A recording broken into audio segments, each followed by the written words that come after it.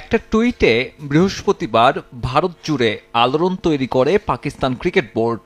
Champions trophy আয়োজনই যখন অনিশ্চিত, তখন দেশটা ট্রফি ট্যুরের সূচিতে নাম রেখেছে কাশ্মীরের মতো আলোচিত শহরকে। স্কারদুতে শুরু হয়ে মুজাফফরবাদ আর হুঞ্জাতে নিয়ে যাওয়ার কথা ছিল চ্যাম্পিয়ন্স ট্রফি। তবে পাকিস্তান অধিকৃত কাশ্মীরে এই ট্রফি ট্যুরে বাধা ভারতের। পিসিবির আনুষ্ঠানিক ঘোষণার পরেই আইসিসির কাছে অভিযোগ করে জয়সার বিসিসিআই, আর তা আমলেও নিয়েছে ক্রিকেটের সর্বোচ্চ নিয়ন্ত্রক সংস্থা। ট্রফি ট্যুর শুরুর কয়েক ঘন্টা আগে বাতিল করে দেয়া হলো পিসিবির পরিকল্পনা। শুক্রবার এমন খবর এসেছে ভারতীয় গণমাধ্যমগুলোতে, যদিও আইসিসির পক্ষ থেকে এ ব্যাপারে পাওয়া যায়নি আনুষ্ঠানিক কোনো বক্তব্য। নাম প্রকাশ না করলেও সূত্র হিসেবে উল্লেখ করা হয়েছে এক বিসিসিআই কর্মকর্তাকে।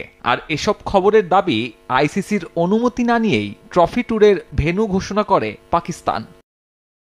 কাশ্মীরের পিসিবি ট্রফি ট্যুরের ঘোষণা দেওয়া ওই টুইটের বিরোধিতা করার পাশাপাশি সমালোচনা ও নিন্দা জানিয়েছে জয় শাহ। তাছাড়া পাকিস্তান ট্রফি ট্যুরের ঘোষণা দেওয়ার কেউ না, বরং এটা আইসিসির পক্ষ থেকেই আসতে হবে।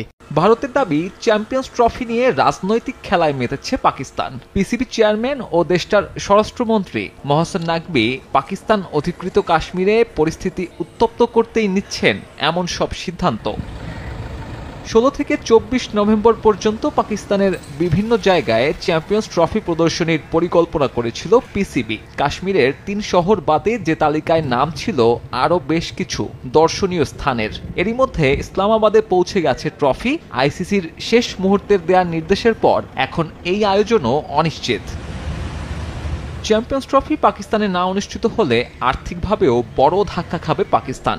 এরই মধ্যে এই টুর্নামেন্ট আয়োজনে বিভিন্ন স্টেডিয়াম সংস্কারে পিসিবির ব্যয় 550 কোটি রুপিরও বেশি। যদিও আয়োজক সত্য হারালে আইসিসি ইভেন্ট বয়কটের সিদ্ধান্তে অটল পাকিস্তান। সব মিলিয়ে 1996 সালের পর একটা আইসিসি ইভেন্ট আয়োজনে দেশটার অপেক্ষা বাড়ছে আরও।